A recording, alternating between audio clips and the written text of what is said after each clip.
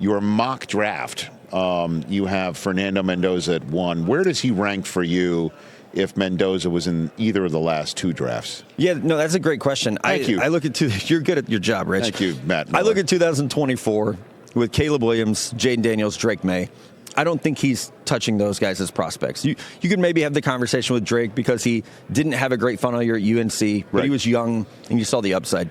I think Mendoza slots in right behind him, ahead of Michael Penix Jr., ahead of Bo Nix, and even ahead of Cam Ward, who I wasn't a huge Cam Ward believer last year. I thought there were a lot of wrinkles to his game that needed ironed out in terms of timing and decision-making. We saw him improve over the course of the season. I think after Thanksgiving, he got kind of encouraged about his play. I didn't have Jackson Dart as a first-round pick last year. Obviously, the Giants disagreed and made him one.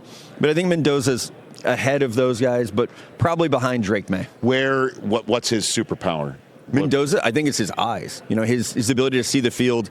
He throws such a catchable ball, but that's because he knows, you know, his eyes are telling him where to go with the ball, when to go with the ball. You know, his guys barely dropped any passes last year, and that's a credit to them, but it's also a credit to his ball placement, catchability, his understanding. 50-50 throws in the big games for Indiana. The Omar Cooper throw, you know, against Penn State to win the game. We have rightfully credited Omar Cooper with making a great catch, but that's a fantastic throw as well. It's, you know, it's the Joe Montana, Dwight Clark situation. It's like, you know, sure, that was a great catch, but to put the ball where only your guy can get it and understanding what your player can do, that's what Mendoza does so well. You know, he kind of bores you to sleep and then beats you is the crazy thing about him because he doesn't have the biggest arm. He's not the fastest player, but he doesn't make mistakes. And so I think his eyes and his football IQ are a superpower. Yeah, his out routes, he throws them on time. He's awesome at that. The 50-50, the back shoulder. Yeah. And those were the ones that were the backbreakers for Indiana. And, of course, him running it in was the big one against Miami. And I look at him and I see a lot of Joe Burrow, honestly do. Of someone who plays with poise without having elite measurables, you know, but the elite measurable is his mind and what he does.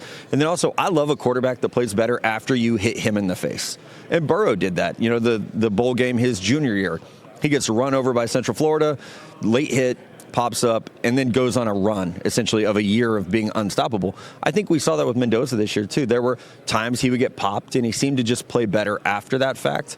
So I love that in a quarterback where they show they have a little bit of fight. Hey, you made it all the way to the end. Thanks for that. Check us out every single day streaming live on Disney Plus and the ESPN app 12 to 3 Eastern.